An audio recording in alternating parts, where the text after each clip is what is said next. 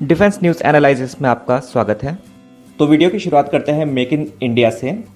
Sources के हिसाब से कल डिफेंस मिनिस्ट्री की एक मीटिंग है जिसमें कि Indian army Swati weapon locating radars order करेगी, जो कि डीआरडीओ ने पूरी तरह से इंडिजीनियसली तैयार किया हुआ है। बताया जा रहा है कि इसमें 6 रडार सिस्टम का ऑर्डर होने वाला है। साथ ही में ये डील फाइनल हुई है 400 करोड़ रुपए में। साथ ही आपको बता देता हूं कि ये रडार सिस्टम बहुत ही सक्सेसफुल रहा है और इसको फॉरेन में भी हम लोग इंपोर्ट करते हैं। तो इस रडार सिस्टम का काम ये है कि अगर 50 किलोमीटर की रेंज में कोई भी मोर्टार, शेल या फिर रॉकेट अगर फायर होता है तो फटाक से उसका लोकेशन पता चल जाता है इसमें। साथ ही में स्वाति रडार सिस्टम के आसपास अगर कोई भी मल्टीपल प्रोजेक्टाइल अगर फायर होते हैं, ये उनका भी लोकेशन पता कर लेता है। वैसे जब से इंडियन आर्मी को ये रडार सिस्टम मिला है तब से उन्हें बहुत सपोर्ट हुआ है। रीज़न ये है कि पाकिस्तान की तरफ से जब भी फायरिंग होता था तब हमारे इंडियन आर्मी को पता नहीं चलता था कभी कभी कि किस जगह से फायरिंग हो रहा है, लेकिन इस रडार सिस्टम के आने के बाद उनकी एग्जैक्ट लोकेशन पता चल जाती है। उसके बाद हमारी तरफ से सीधा उनके लोकेशन पे ही फायरिंग की जाती है। तो दोस्तों बढ़ते हैं अगले खबर की ओर। मिनिस्ट्री ऑफ डिफेंस ने फाइनली कहा है कि अगले महीने 42,000 करोड़ का एक टेंडर निकाला जाएगा, जिसके अंतर्गत इंडियन नेवी को मिलेंगे 6 न्यू जनरेशन के स्टेल्थ सबमरीन। और मजे की बात यह है कि उन सबमरीन्स को इंडिया में ही बनाया जाएगा, लेकिन फॉरेन कंट्री के कोलैबोरेशन के साथ में। वैसे इस प्रोजेक्ट का नाम होगा प्रोजेक्ट 75 इंडिया यानी कि P75I। इस प्रोजेक्ट के तहत defence ministry request for proposal निकालेंगी, यानी कि टेंडर निकाला जाएगा, जिसके तहत ये इंडिया की ही 2 डॉकयार्ड्स में बनाया जा सकता है। और उन डॉकयार्ड्स के नाम है डिफेंस शिपयार्ड माजगांव डॉक और है प्राइवेट शिप बिल्डर L&T। वैसे मैं आपको बताना चाहूँगा, इंडियन नेवी की अंडर वाटर कॉम्बैट सबमरीन धीरे धीरे बूढ़ी होती जा रही है, जिसके कारण हमें P75I जैसे प्रोजेक्ट की बहुत ही ज़रूरत थी।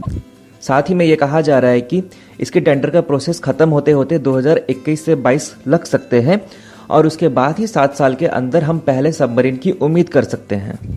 वर्तमान समय में इंडियन नेवी के पास में 2 स्कॉर्पियन क्लास की सबमरीन है, 13 डीजल इलेक्ट्रिक कन्वेंशनल सबमरीन है, उसके अलावा 2 न्यूक्लियर पावर्ड सबमरीन्स भी है।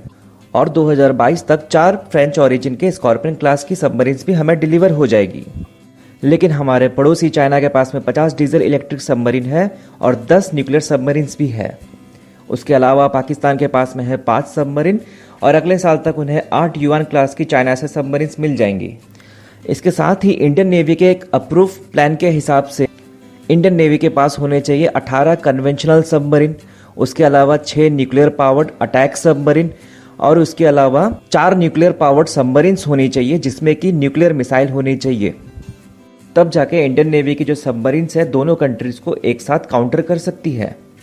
मिनिस्ट्री ऑफ डिफेंस ने यह भी कहा है कि P75I प्रोजेक्ट के खत्म होने के बाद में हमारे पास भी की टेक्नोलॉजीज आ जाएंगी, जिसके तहत अगली प्रोजेक्ट जो होगी वो होगी P76। उसके अंदर में इंडिजीनियस तरीके से डिज़ाइन और टेक्नोलॉजी सबमरीन्स में यूज़ की जाएगी। अगली अपडेट है उन 5 रफेल विमानों के बारे में जो कि 29 जुलाई को इंडियन एयरफोर्स के अंबाला एयरबेस में लैंड हुए थे। तो अपडेट ये है कि 5 रफेल विमान जो कि गोल्डन एरो स्क्वाड्रन में अब शामिल है, वो हिमाचल प्रदेश की पहाड़ों में रात को नाइट फ्लाइंग की प्रैक्टिस कर रहे हैं, ताकि समय आने पर उन्हें लद्दाख सेक्टर जैसी जगहों में भी रखा जा सके। वैसे तो 36 रफेल विमानों में से 18 अंबाला एयरबेस में ही रहेंगे और बाकी के 18 हासीमारी एयरबेस में रहेंगे, जो कि भूटान बॉर्डर के पास में है। वैसे गवर्नमेंट ऑफिशियल का यह कहना है कि जानबूझकर उन 5 रफेल विमान को लद्दाख सेक्टर से दूर में रखा गया है।